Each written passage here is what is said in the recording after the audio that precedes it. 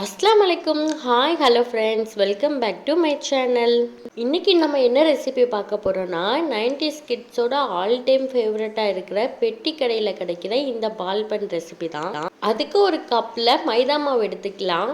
அடுத்து கப் அளவு ஜீனியை மிக்சியில் போட்டு எடுத்து வச்சுருக்கேன், அதுவும் சேர்த்துக்கலாம். அடுத்து 1/4 ஸ்பூன் அளவு சோடா உப்பு சேர்த்துக்கலாம். டேஸ்ட்டை என்ஹான்ஸ் பண்ண ஒரு பிஞ்ச் அளவு உப்பு சேர்த்துக்கலாம். கப்புக்கும் கம்மியாக நம்ம பால் சேர்த்துக்கலாம். இனி இது எல்லாமே நல்லா பிசைஞ்சிடலாம். சப்பாத்தி மாவு பதத்துக்கு பிசையாமல் கொஞ்சம் லூஸாக இருக்கிற மாதிரி பிசைஞ்சிக்கலாம்.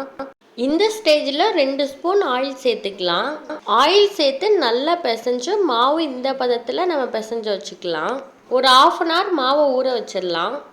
1/2 hour ஆயிடுச்சு. இனி மாவை நல்லா இந்த மாதிரி பிசைஞ்சு விட்டுட்டு உருண்டை பிடிச்சிடலாம்.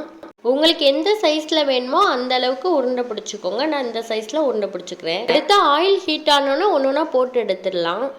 ஸ்டவ்வை மீடியம் ஃப்ளேமில் வச்சு எல்லா பக்கமும் வேகிற மாதிரி நல்லா திருப்பி விட்டுடலாம். இந்த கலர் வந்ததுக்கப்புறம் இனி நம்ம இதை எடுத்துடலாம்.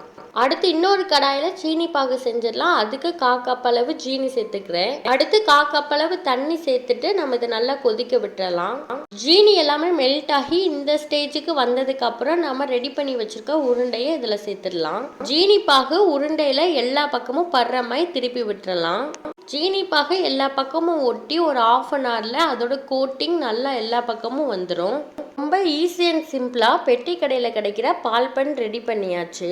எத்தனை பேருக்கு இது ரொம்ப ஃபேவரட்? நீங்கள் 90s கிட்ஸாக இருந்தால் கண்டிப்பாக இந்த வீடியோவுக்கு ஒரு லைக் பண்ணிடுங்க. இந்த வீடியோ உங்களுக்கு பிடிச்சிருந்துச்சுன்னா மறக்காமல் நம்ம சேனலை சப்ஸ்கிரைப் பண்ணிவிட்டு பெல் பட்டனையும் கிளிக் பண்ணிடுங்க. தேங்க்யூ.